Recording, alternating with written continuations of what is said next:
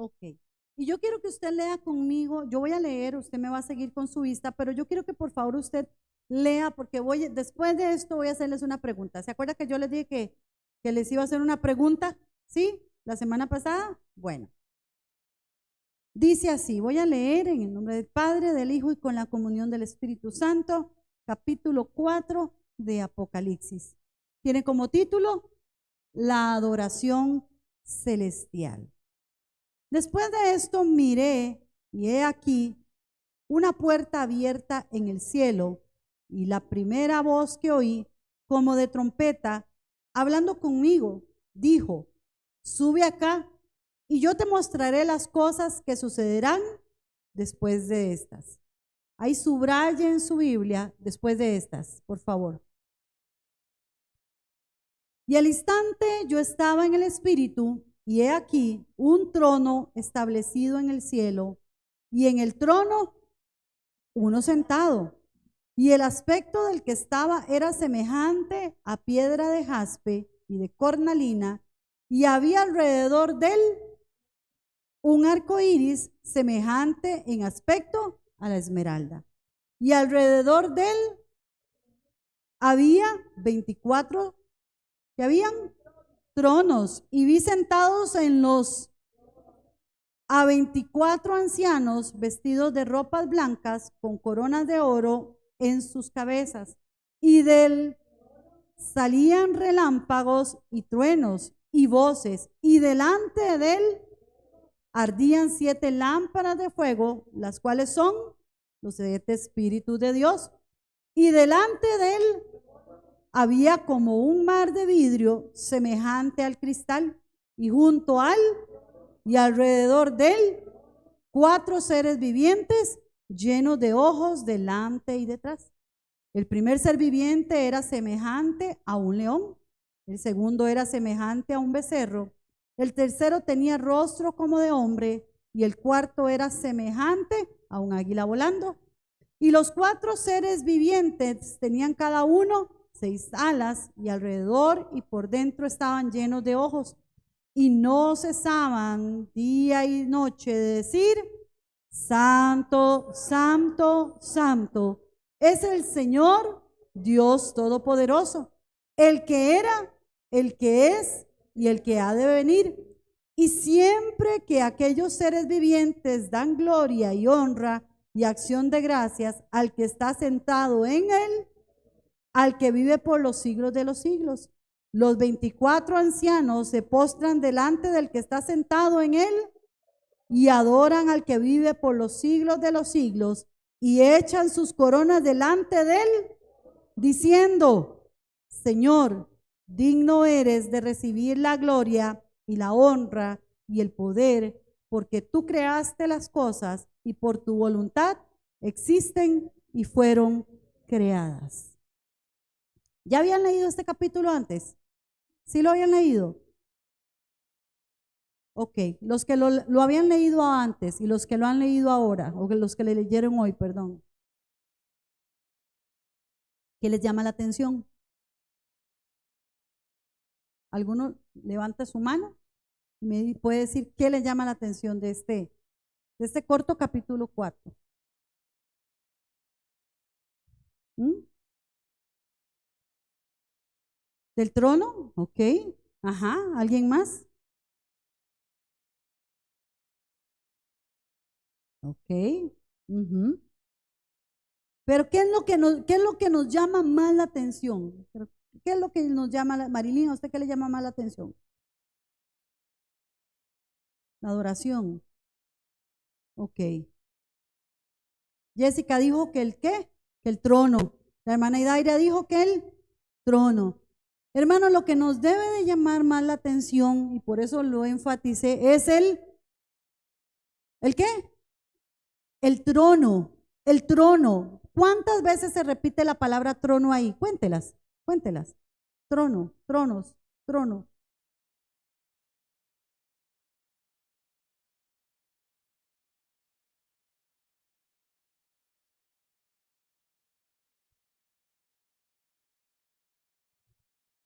¿7? Dice Ronald.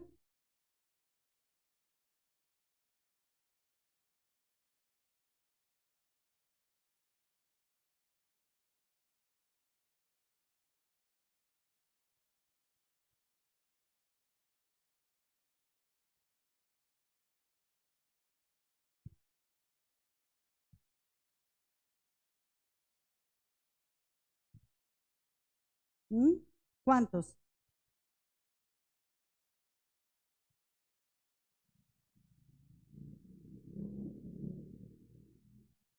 Jessica dice que Keila, Keila, ¿cuántos contó usted? Está en eso. Pastora, ¿cuántos? 10 cuenta la pastora, hermana Idaira. 10. Ronald cuenta 8. Jessica cuenta 12. Marilyn, ¿cuántos contó? No ha contado. Adrián.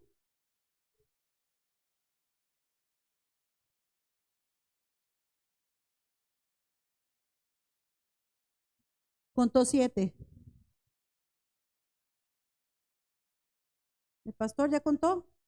¿Sigue contando? ¿Ah? 14. Vamos a leer, vamos a ver, rapidito, rapidito, rapidito. Verso 1. ¿Ok? Ahí no vemos ninguno, ¿verdad? Verso 2. Dice, y aquí un trono establecido en el cielo. Y en él, aquí en el verso 2 hay 2. Verso 3. 13 cuenta Marilyn. Ok. Y el aspecto del que estaba sentado era semejante, y alrededor de él, en el verso 3 hay uno, ¿verdad? Ahí llevamos ¿cuántos? 3. 3. Y alrededor, verso 4, y alrededor de él, ahí llevamos 4. Y habían 24. Ok, hay 5. Ah. Y vi sentados en los tronos, ahí llevamos 6, ¿verdad? Ok, verso 5. Y de él, ok, ahí llevamos 7. Y delante de él, llevamos 8. Ok, verso 6. Y delante de él, llevamos 9, ¿verdad? Y junto a él, 10. Y alrededor de él, 11. 4 seres vivientes. Verso 7. Y el primer ser viviente era semejante, según, ok, ahí no hay. Y los 4 seres vivientes tenían cada uno 6 alas y alrededor por, ok, ahí no hay. Verso 9. En el verso 9 hay 1, ¿verdad? Dice, y acción de gracias al que está sentado en el trono. Ahí llevamos ¿cuántos? Y los 24 ancianos se postran delante del que está sentado en él. 13. Y adoran al que vive por los siglos de los siglos y echan sus coronas delante de él. Ok. ¿Cuántos? No, pero eso parece un bingo, hermanos. 14. 14 veces. Trono, entre trono y tronos. Eso nos tiene que, cuando usted estudia la palabra, hermanos, porque cuando nosotros leemos la palabra, le pasamos los ojitos, que lamentablemente eso es algo que no sé si decir un porcentaje sería atrevido de mi parte, pero un gran número de personas simplemente leen, ajá. No se me adelante, ¿ok? Por favor. No se me adelante, ¿ok? Yo no estoy preguntando cuántos tronos son, cuántas veces aparece la palabra trono o tronos, ¿ok? Ahí hago la diferencia, ¿ok? Listo. Entonces, muchas veces, hermanos, la gente nada más simplemente lee, ¿verdad? Ayer Jessica nos contaba algo, ¿verdad? Y eso, hermanos, a veces sucede y puede suceder aquí, puede suceder en otros lugares, ¿verdad? Pero muchas veces tomamos la Biblia, la leemos y sacamos fuera del contexto de la palabra lo que el versículo nos quiere decir. Y aquí Pablo, perdón, voy quitándome el chip de Pablo, no sé por qué, es que me enredo con las clases de los martes. Aquí Juan, hermanos, está hablándonos de algo importante y algo a lo que nosotros tenemos que darle mucho énfasis, al igual que Juan da este énfasis. Y es en él. ¿En qué tenemos que darle énfasis? En el trono. Pregunto, ¿a cuánto les gustaría saber cómo es el cielo? ¿Ah? ¿Verdad? Y cuando uno ha oído que alguien dice que ha ido al cielo, pero al final no nos dice cómo era. Vio que vio, ¿verdad? O a quién vio. ¿verdad? Hay gente que se atreve, es que yo vi en el cielo a fulano. O hay gente todavía más atrevida, ¿verdad? Yo no sé, que dice que hasta en el infierno y venga, ¿verdad? Pero aquí Juan, hermanos, si usted pone atención, Juan va a describir lo que él ve en el cielo, pero lo que él quiere, más que lo que él vio en el cielo, sino a quién vio en el cielo y quién reina en el cielo. ¿Quién está en el trono? El trono nos habla de poder, de autoridad, de soberanía.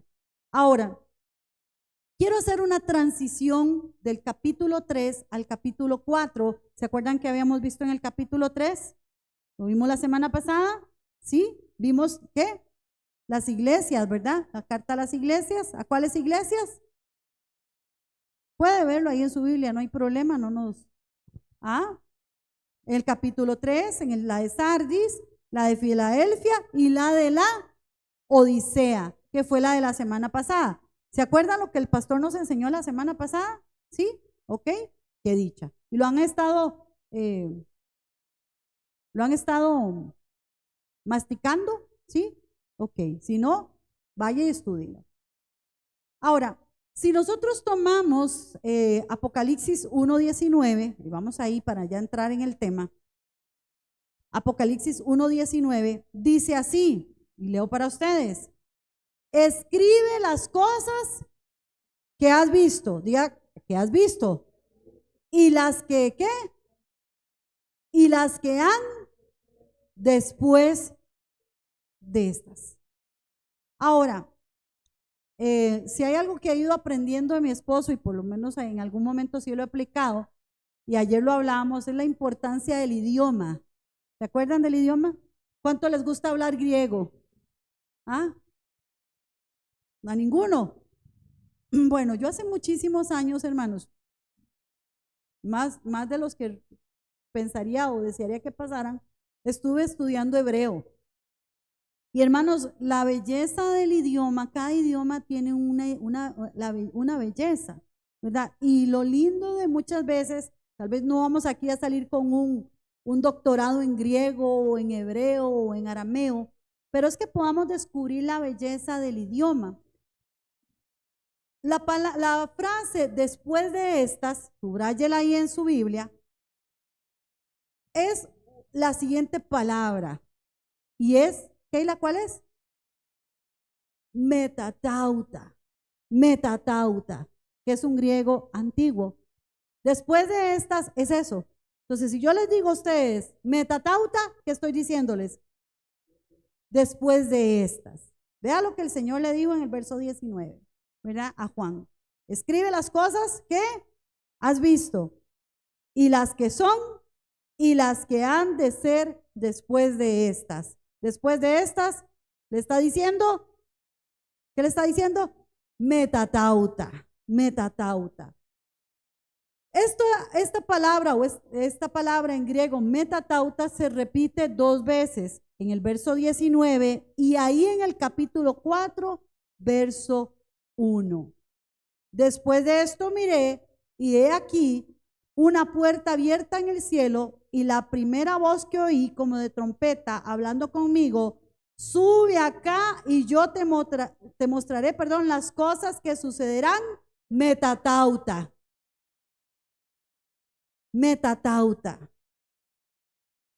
Ciertamente, hermanos, este es un punto de partida del principio, de la tercera división de Apocalipsis. Ya Juan nos dijo lo que vio, nos dijo, hermanos, lo que en el verso 19 el Señor le dijo que escribiera, ¿verdad? Las que son, ¿qué eran las que son? Las cartas. ¿Y ahora qué le dice? Las que han metatauta, las que han de ser después de estas. Después de las cartas, las 7 cartas a las 7 iglesias.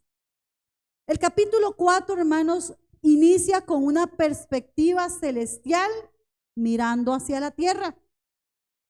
En la Biblia podemos encontrar referencias del cielo, ¿sí o no? ¿Verdad? ¿Como en qué pasaje, Marilyn? En el Antiguo vamos a ponérsela un poco más difíciles. En el Antiguo Testamento, ¿en dónde? Vemos referencias del cielo. Ok, Isaías, ¿qué? Marilyn lo leyó ahora al principio, ¿se acuerdan?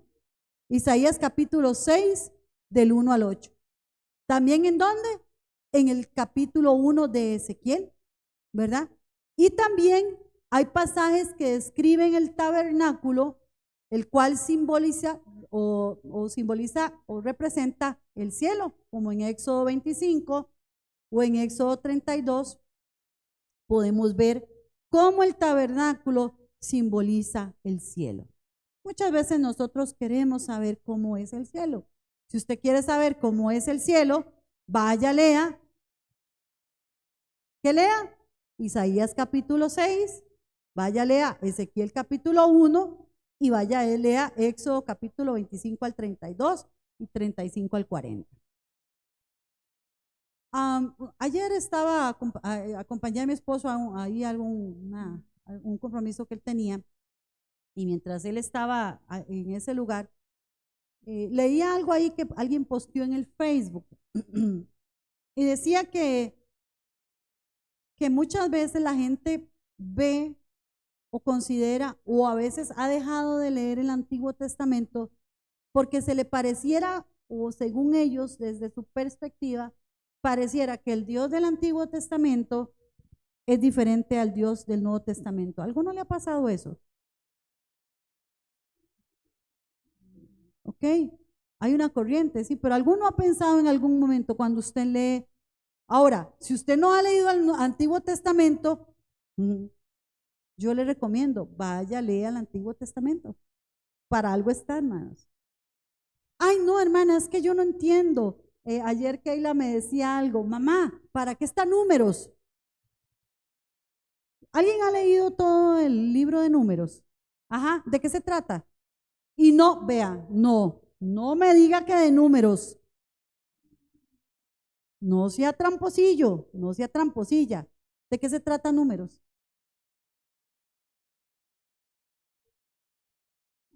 Ok.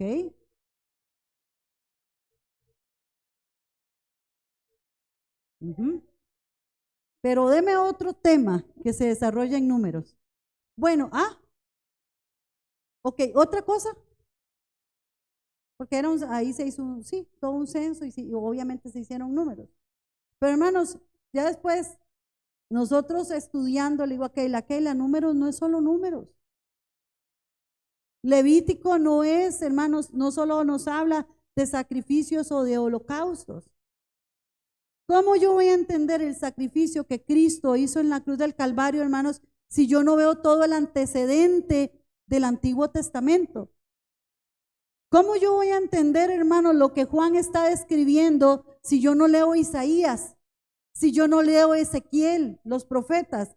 Esos son libros, hermanos, a la gente, al cristiano evangélico por lo general le gusta leer solo los evangelios. Hacen como ¿cómo se llama? Hacen mucha representación al nombre, ¿verdad? Les gusta leer en los evangelios y algunas cartas de Pablo. Pero yo le recomiendo, vaya, lea. Porque el Antiguo Testamento no está despegado del Nuevo Testamento, y le podría decir que sin el Antiguo Testamento, el Nuevo Testamento no tendría sentido. Realmente no, y muchas veces por eso la gente no ha entendido el sacrificio de Jesús, porque no ha leído, hermanos, el Antiguo Testamento. Léalo y van paralelos, hermanos. Van a haber referencias, sí, pastor.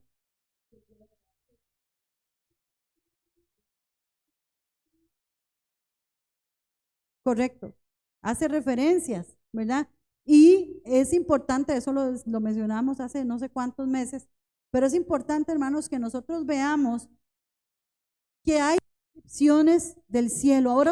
Ahora hay gente que pregunta, las típicas preguntas, ¿y en el cielo vamos a comer? ¿Y en el cielo vamos a dormir? Y en el cielo, hermanos, lo que se nos ha revelado en la escritura es lo que a Dios le interesa que nosotros sepamos del cielo. Y el resto, mejor no hagamos conjeturas, porque podemos estar cayendo en algún error.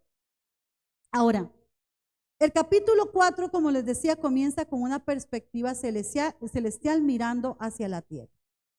En la descripción, hermanos, de las cosas celestiales, vamos a ver cómo Juan va a utilizar símbolos. Porque si, hermanos, usted lee ese capítulo 4 y usted dice así a grandes rasgos, dice Juan, dice el aspecto del que estaba sentado, dice, y el aspecto del que estaba sentado era semejante a piedra de jaspe y de cornalina. ¿Quién me puede describir eso? ¿Cómo es eso? ¿Cómo se come eso? Ahí dice Juan que el aspecto del que estaba sentado, ¿cómo era? ¿Semejante a qué? Semejante a una piedra. Si yo le digo a ustedes, uy, Jessica es semejante a, no sé, a arena del desierto, ustedes van a quedarse así como, ¿y por qué dice eso? Ahora, no todo es simbólico, ¿verdad?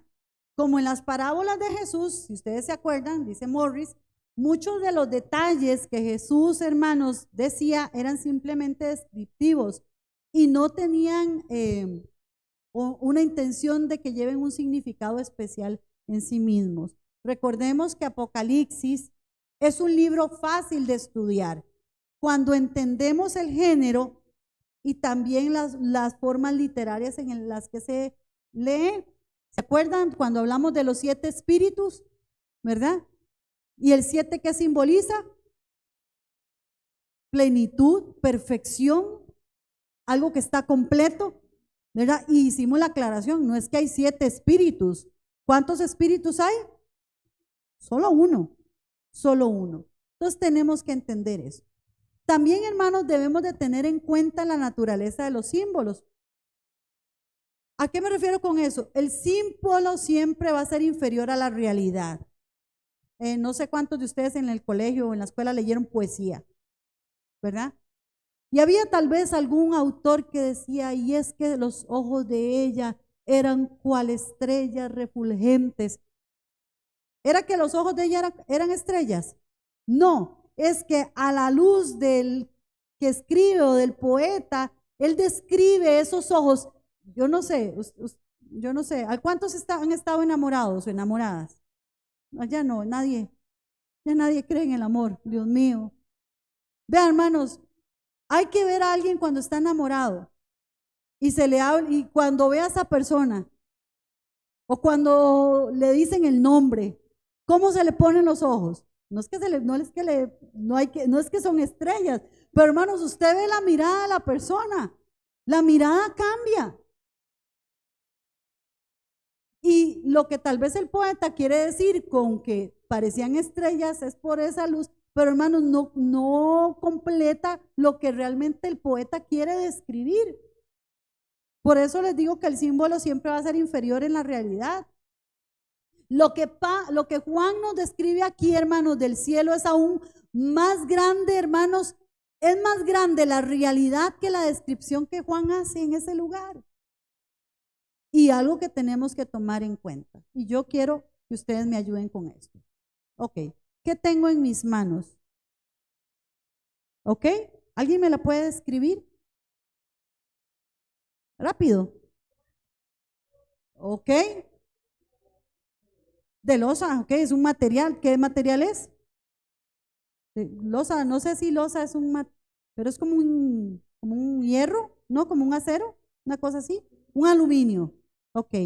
Es blanca con azul, tiene flores. Ok. ¿Por qué a ustedes se les facilitó hacer esa descripción? ¿Ah? Porque lo están viendo, pero ¿qué más? Si yo les digo, ¿qué es esto? ¿Ok? ¿Y qué tiene? ¿Y qué más? ¿Ah? Porque es algo que está dentro de nuestro contexto terrenal. Por eso se nos hace fácil, ¿sí o no? Pero cuando Juan llega allá, hermanos, Ya no están en un contexto terrenal.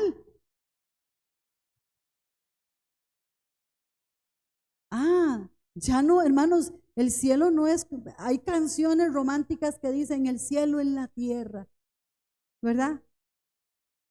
Hermanos, nada, nada, y por ahí cantamos un canto, nada de este mundo se puede comparar, hermanos. Simplemente podríamos decir descripciones que se medio acercan, pero no están completamente, hermanos, sumergidas en lo que realmente Juan estaba viendo en ese momento. Y yo quiero que ustedes, por favor, tomen en cuenta eso. Porque muchas veces tratamos de buscar ahí, bueno, entonces, ¿qué quiere decir mar de cristal? ¿Era que era un mar de cristal? No me digan, no, espere que vayamos porque, como les digo, no todo era simbólico, ¿verdad? Ok, vamos a irlo estudiando, pero tenemos que entender, tenemos que tener esa noción en nuestra cabeza. Lo que Juan nos describe en el capítulo 4 y nos describe en el 5, hermanos, es algo de la manera en que él está buscando cómo, pero ya él no está en la tierra. Él nunca ha visto eso. Y él trata, hermanos, de alguna manera describir lo que está viendo en el cielo. Sí, y se queda corto. ¿Ok?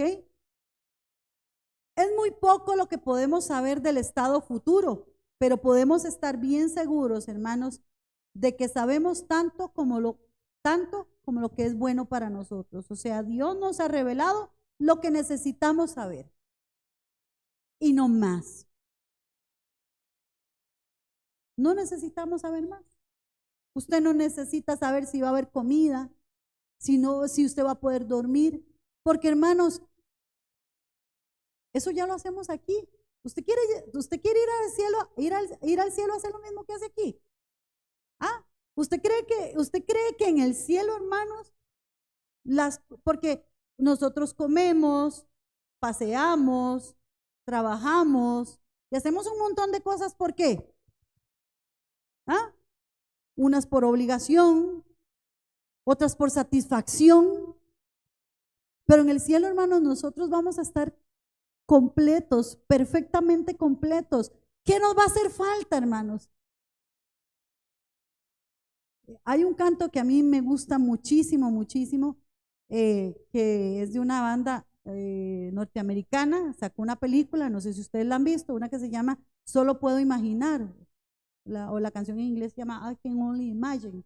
Y entonces hay una canción que dice, rodeado de tu gloria, ¿qué sentirá mi ser? Yo digo, Señor, danzaré. Él no dice, voy a comer, voy a dormir, voy a descansar. Hay gente que dice, descanso cuando me muero. ¿Verdad? Creen como que en el cielo va a ser allá como que va a haber una palmera con cocos y que los cocos ahí usted va a tomar cocos y se va a acostar. No, hermanos, vamos a estar rodeados de su gloria. Danzaremos, adoraremos, exaltaremos y no empezaremos, a los hermanos, ya estoy cansada, me duelen los pies. Usted va a estar, dice la palabra, que van a estar todo el día los santos diciendo, santo, santo. Qué cansado, hermana.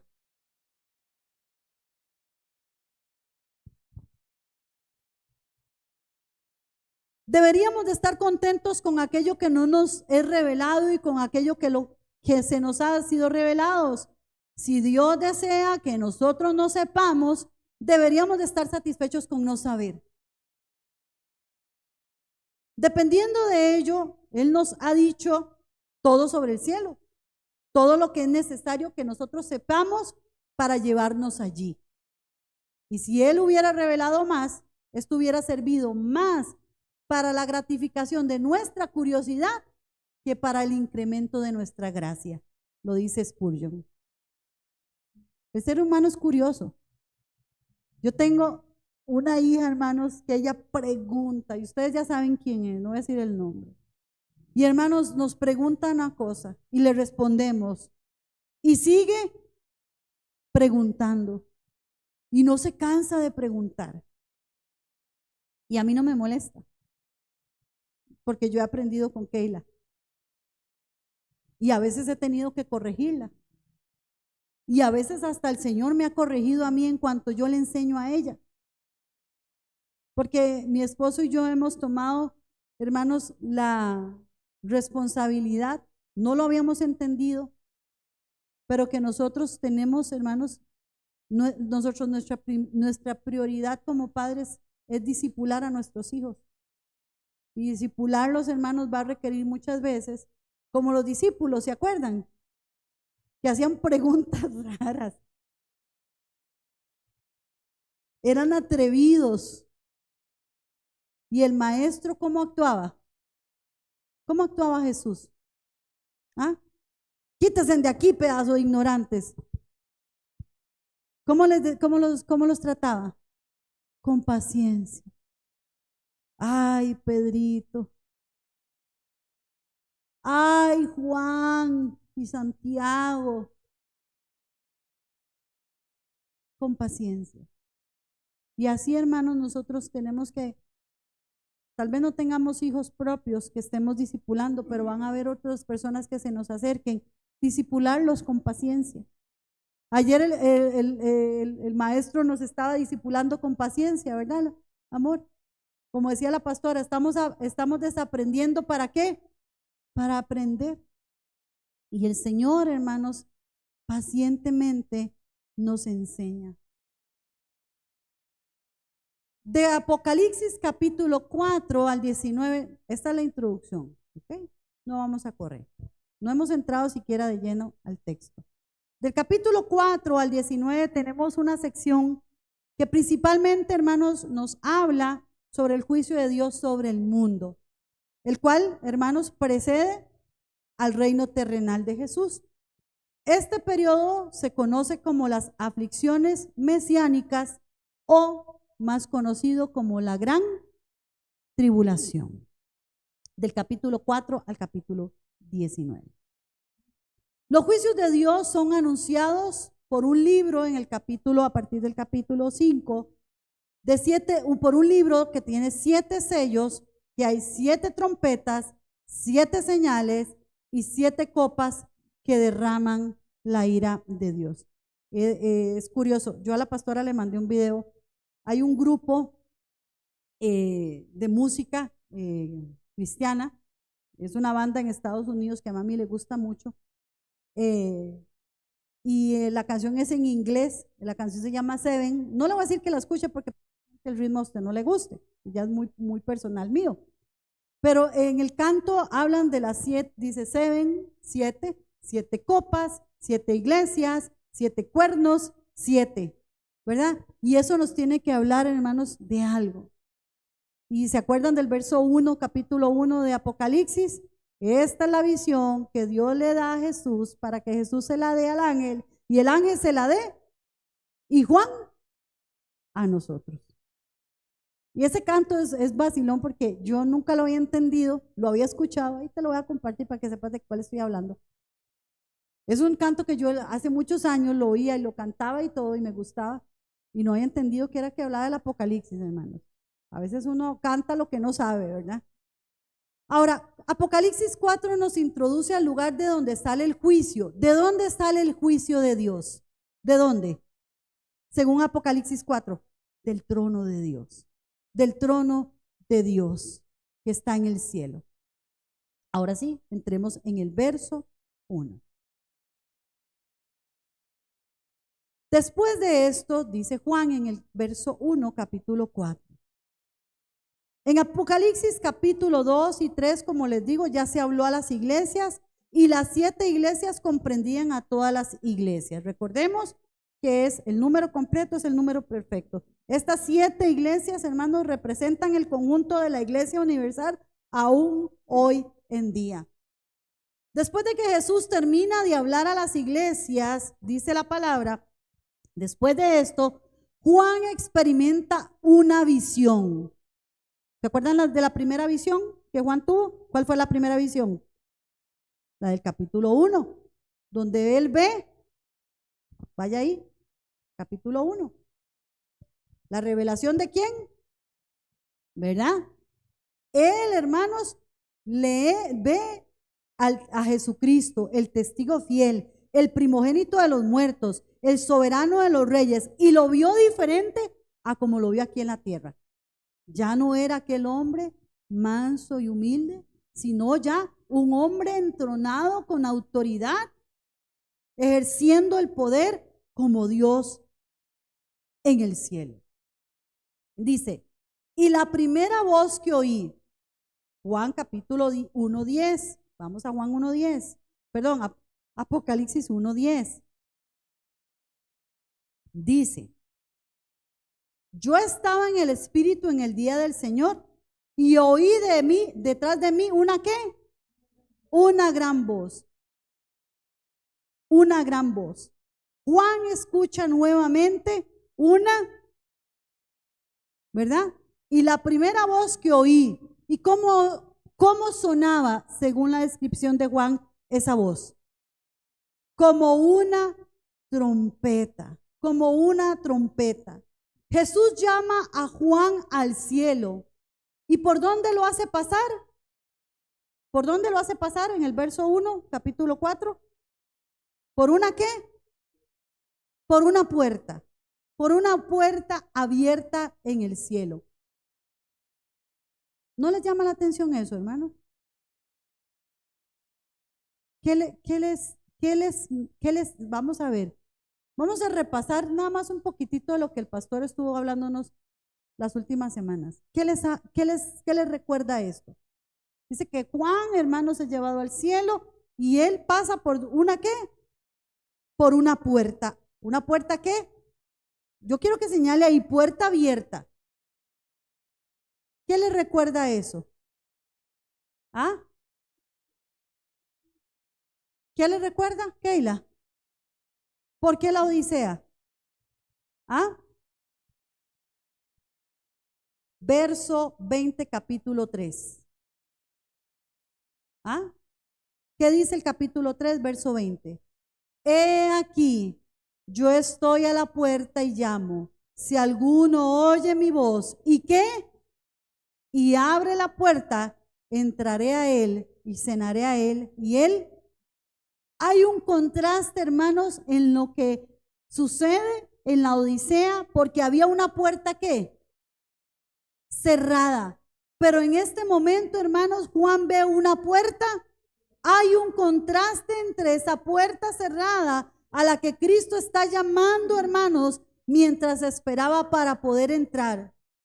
Pero la puerta del cielo está abierta, hermanos. Nos está invitando o está invitando a Juan a entrar.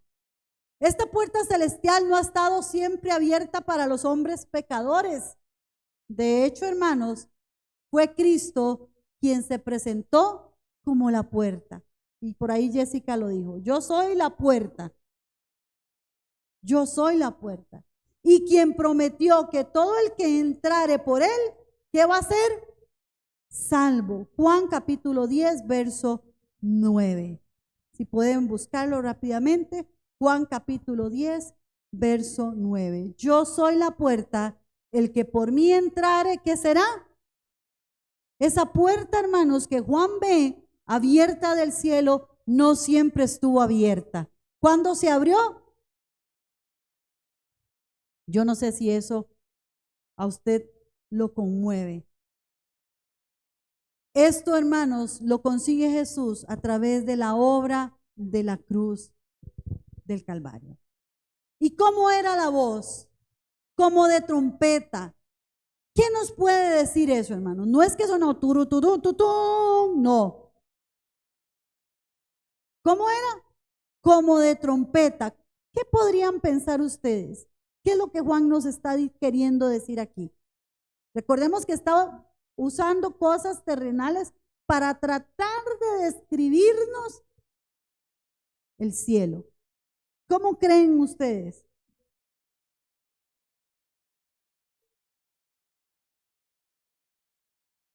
¿Ustedes han oído en algún momento una trompeta así, en vivo y a todo color? ¿Ah? Es un sonido, hermanos, que usted escucha ese instrumento y no escucha nada más. Es como algo muy fuerte, pero también muy claro. Y eso es lo que Juan nos quiere describir. Una voz fuerte y clara.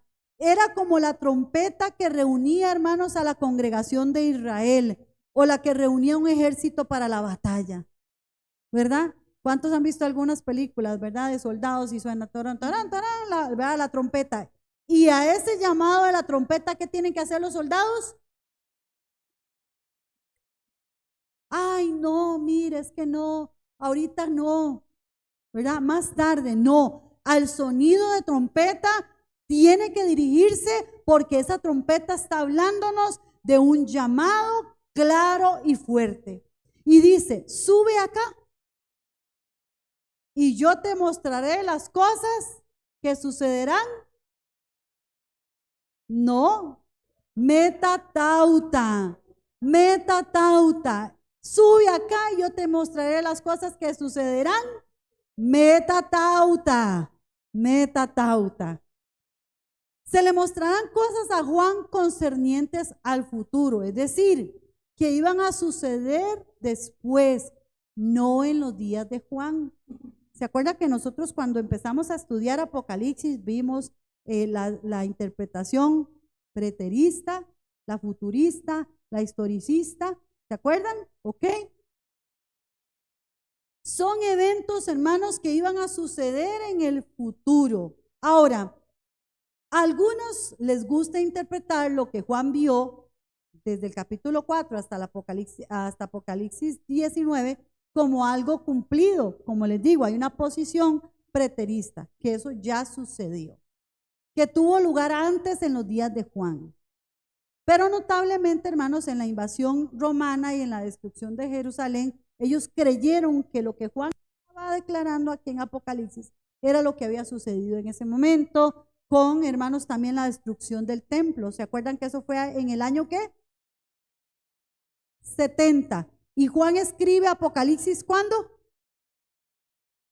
Por ahí del 90-95. O sea, 20-25 años aproximadamente después de la destrucción del templo. Entonces había gente que creía que lo que Juan estaba describiendo ya había sucedido. Jesús le dice claramente a Juan que le mostrará las cosas que sucederán metatauta después de estas. Entonces, ¿ya habían sucedido o no? No, no. También otros interpretan, hermanos, que, como les digo, del capítulo 4 al 19 se había cumplido en la historia, pero estos eventos aún necesitan cumplirse en un sentido literal. No se puede decir que ya se cumplieron al señalarlos como simbólicos. Por lo tanto, hermanos, tenemos lo que Jesús le mostrará a Juan en los siguientes capítulos 5, 6, 7, 8 y hasta el 19 como acontecimientos pertenecientes al futuro y como predecesores de la venida y reinado de Jesús en la tierra. La primera voz que oí dice, como de trompeta, que dijo, sube acá. Ahora, en esto, ustedes tienen que saberlo. Cuando uno se mete a estudiar Apocalipsis, usted va a encontrar interpretaciones de interpretaciones, ¿verdad, pastor? Ustedes, bueno, el pastor ya nos ha mencionado los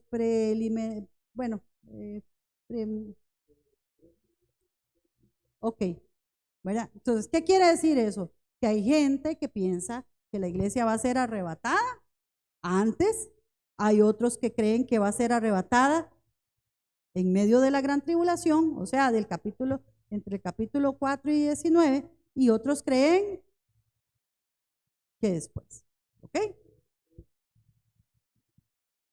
Eso yo no le voy a decir a usted qué creer, porque como dice el pastor, hay posiciones de posiciones, ¿verdad?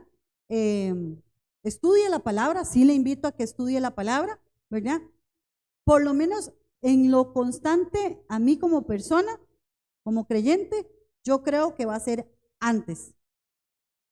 Y yo lo veo aquí en Juan. Los que creen que en medio y después van a creer otra cosa.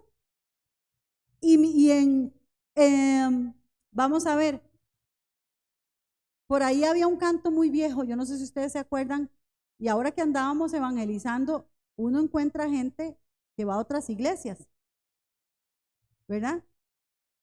Nos pasó, gente que, sí, yo voy a tal lado, ¿okay? Otro vino y me dijo, gracias hermana, Dios me la bendiga. ¿No somos de los mismos? Me dice, somos de los mismos. ¿Y se acuerdan un canto que viejo que decía, no importa la iglesia que tú vengas, si detrás del Calvario tú estás, si tu corazón es como el mío, dame la mano y mi hermano será. Dentro de la iglesia, hermanos, hay posiciones. Hay diferencias de pensamiento, ¿sí o no? ¿Ok? Hay cosas que no son, ya terminaron. Hay cosas que son no, vamos a decirlo, no son negociables. ¿Me entienden? Hay cosas que no son negociables. Hay doctrinas, hermanos, que son fundamentales. ¿Verdad? Hay doctrinas que son fundamentales. De hecho, por ahí hay un credo de los apóstoles, ¿verdad? Yo creo en el Padre, yo creo en Jesús como el Hijo, ¿verdad?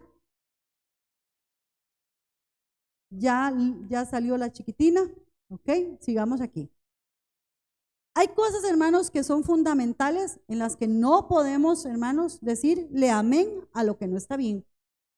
Y habrán cosas, hermanos, en que tenemos que actuar en amor y que ahí el Señor irá corrigiendo, ¿verdad?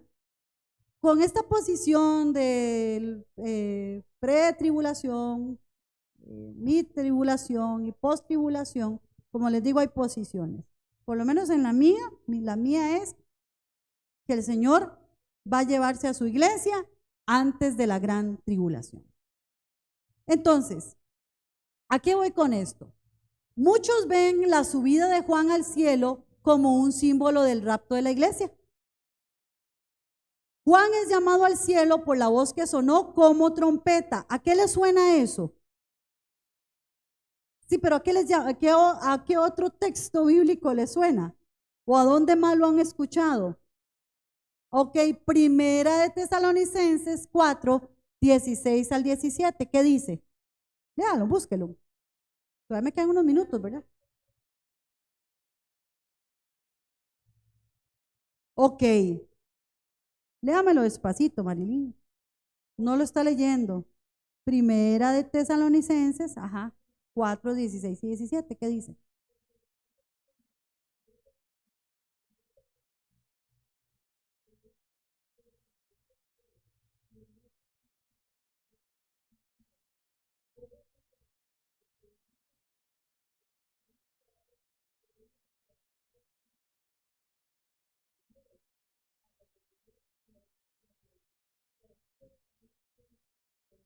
Ok.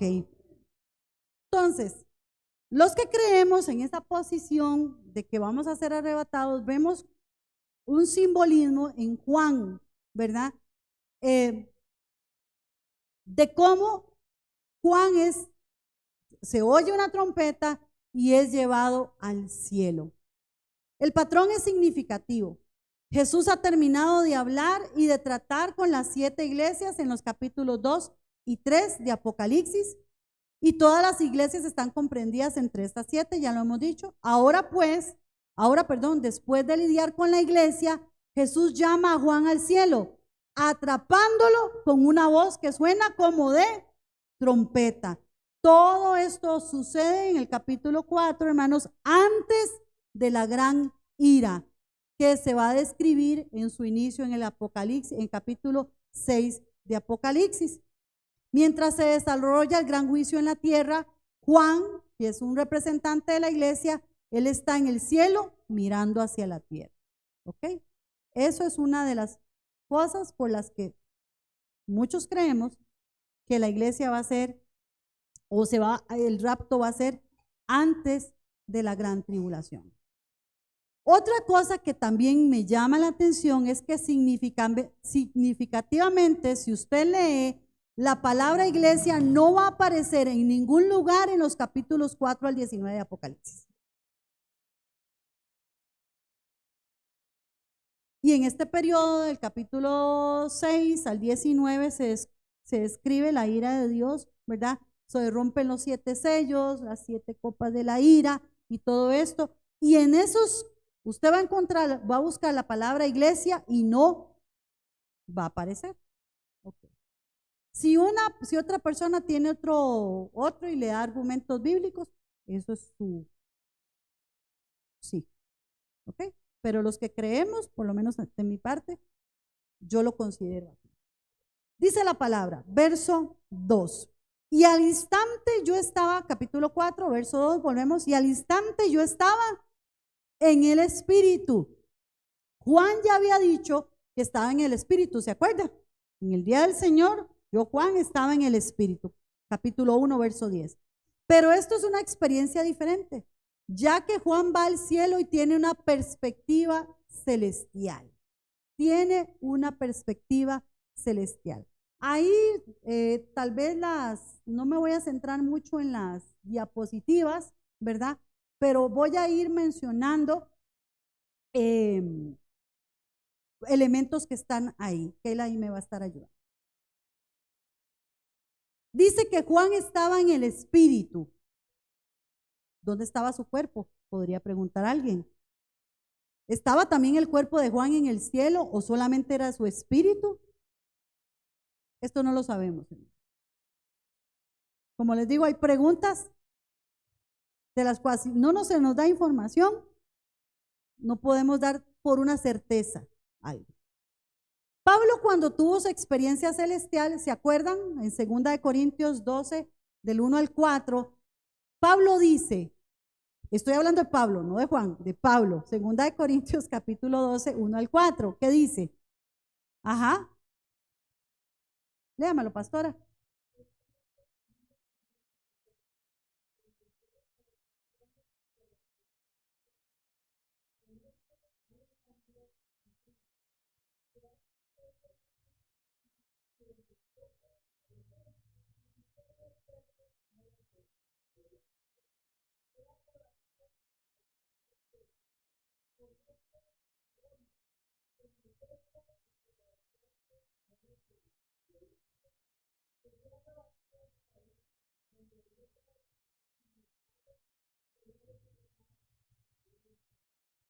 Por eso, hermanos, ahorita que Juan dice, y el Espíritu, yo no puedo, como Pablo, yo no puedo decir, Pablo que tuvo esa experiencia, ni él puede decir, no sé si en el Espíritu o en el cuerpo. Entonces yo no podría aventurar que Juan estaba en el Espíritu, ¿verdad? O solo su Espíritu, o también el cuerpo. No lo sé, y como Pablo lo dice, solo Dios lo sabe, solo Dios lo sabe. Ahora, yo le preguntaba a mi familia, saliéndome un poquito de esto, es curioso, porque aquí vemos cómo Dios le da autoridad a Juan para que cuente y escriba las cosas que él va a ver en el cielo, ¿sí o no? Pero a Pablo, ¿qué sucede? ¿Qué le dice Dios? No podía decirlas. ¿Alguno ha pensado en eso? Bueno, vaya estúdielo. Vaya estúdielo. ¿Por qué a Juan sí y por qué a Pablo no? ¿Ok?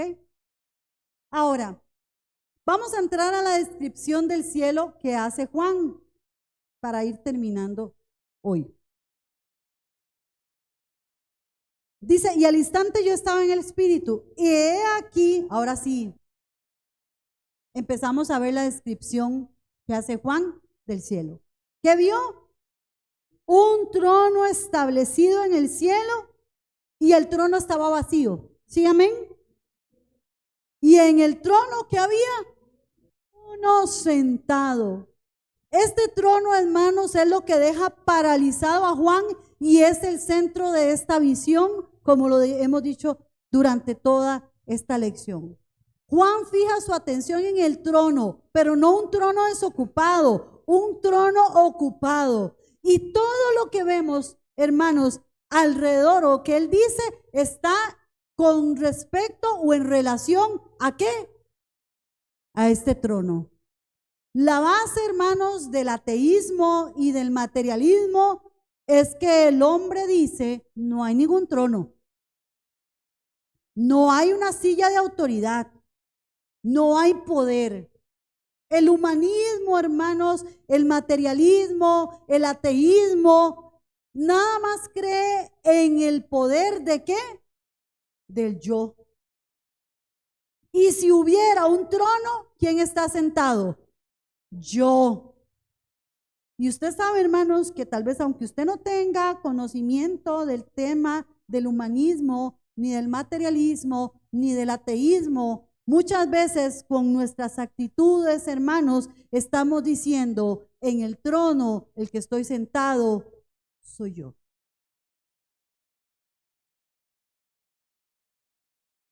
Yo, y yo, y yo. Y a veces nada más falta, hermanos, con escuchar ciertas canciones que se denominan cristianas para ver que quien se lleva la gloria es yo. Y yo, y yo. Y nada más que yo. Sí.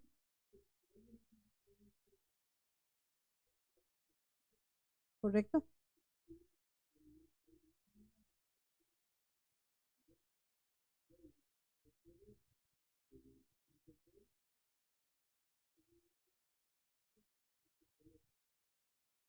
Ok. ¿De acuerdo? Entonces tenemos, hermanos, tenemos que ver aquí lo que Juan describe. Hay un trono, pero ese trono no está desocupado. Está ocupado. Hay alguien que está sentado en el trono.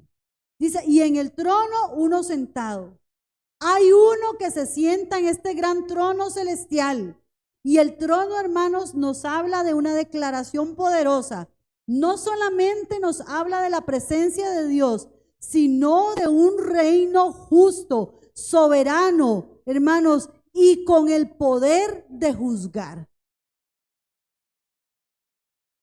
Porque si nosotros lo vemos desde el punto de vista terrenal, ¿quién es un rey?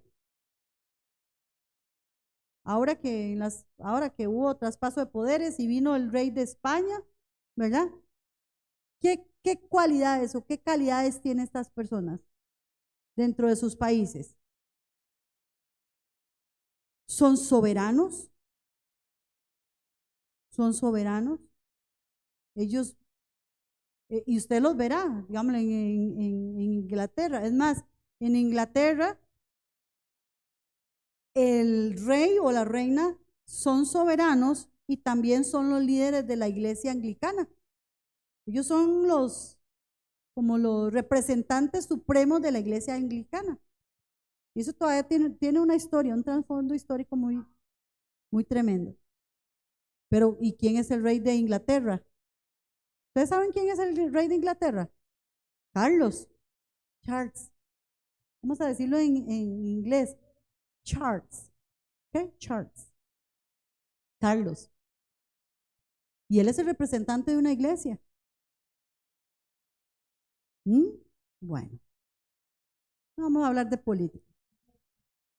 Esencialmente el hombre no puede vivir sin el concepto de un trono, de un gobernante supremo. Así que si el hombre derroca a Dios, él, sin poder escapar, se colocará a sí mismo en algún otro hombre sobre el trono. Puede ser un líder político, como en el caso de Lenin, de Stalin o de Mao. ¿Se acuerdan de Mao Tse-tung? No sé qué, una carajada, un nombre rarísimo, ¿verdad? Es un chino ahí. Bueno, es de por ahí, de esos lados. Estos hombres, hermanos, si quitan a Dios del trono, automáticamente quien se establece en el trono son ellos mismos. No podemos pensar correctamente acerca de casi nada hasta que establezcamos en nuestra mente la idea de que no hay un trono ocupado en el cielo y que el Dios de la Biblia gobierna desde ese trono. Dice Morgan, aunque pueda haber muchas interpretaciones contraponiéndose, las verdades fundamentales son evidentes por sí mismas. En el centro de todo hay un trono ocupado. Porque, hermanos, cuando uno se da la tarea de estudiar Apocalipsis, como le digo, hay interpretaciones de interpretaciones. Y uno cuando va a enseñar, uno tiene que buscar ser equilibrado. ¿Ok? Pero si hay algo, hermanos, en lo que no podemos y debemos de tener una coincidencia todos, es de que en el cielo hay un trono y Juan lo está viendo y ese trono está ocupado. Recordemos, hermanos, que para los primeros lectores de este libro de Apocalipsis, estaban acostumbrados a pensar que en el trono, ¿quién se sentaba? Ellos, si nos retrocedemos, César. ¿Quién estaba ocupando el trono? César. Como el hombre más elevado de este mundo, y recordemos que aún los César en algún momento se declararon divinidad. También debía recordarles Juan que hay un trono que está por encima del de César y de todos los que a lo largo de la historia han surgido. Hermanos, presidentes vienen, presidentes van, hombres vienen, políticos vienen. Vea, hermanos, yo no entiendo, a veces la gente vive defendiendo políticos. Un día yo hablaba con alguien y yo le digo, yo no defiendo políticos. Creo que sería el peor error. Y hay gente, hermanos, que defiende más o un partido político o el fútbol o no sé, una religión que realmente su fe en Cristo Jesús. Y si hay algo que nosotros tenemos, hermanos, que ser apologetas, o sea, defensores, es de nuestra fe en Cristo Jesús. Como lo hablábamos ayer, por fe es mío. No, la fe no puede ser superior al objeto de nuestra fe. ¿Quién es el objeto de nuestra fe? Cristo. Cristo. Y Juan debía recordar, hermanos, que el trono de Dios está en el cielo y que Él reina sobre todos los demás tronos. Y hermanos, si recordamos en Daniel capítulo 4, verso 32, voy a terminar con esto, en el verso 2. Daniel 4:32, si alguien me lo puede leer.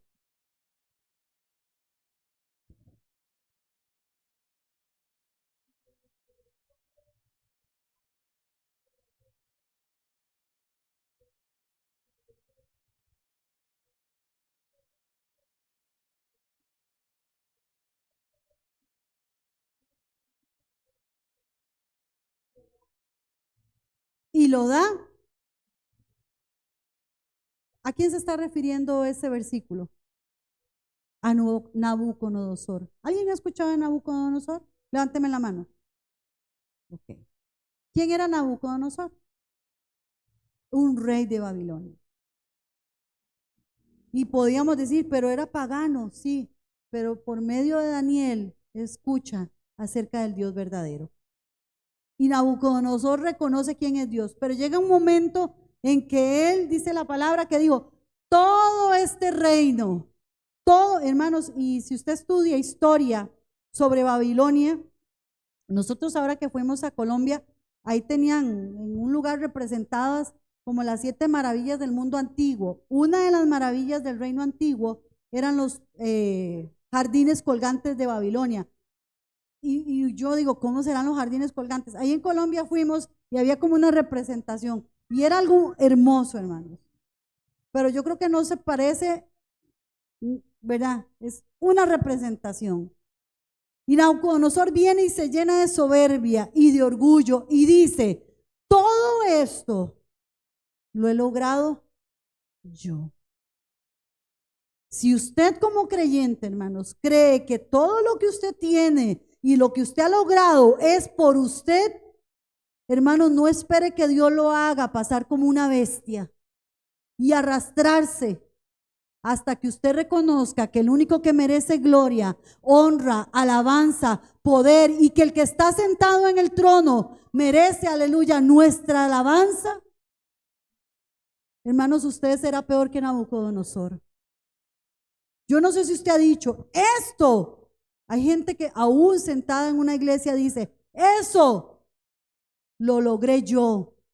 Esto lo tiene mi familia por mí. No, hermanos, Lo que nosotros tenemos ha sido y lo recibimos de pura gracia. Dios me los bendiga. Termino aquí. Sigo la otra semana con el verso 3.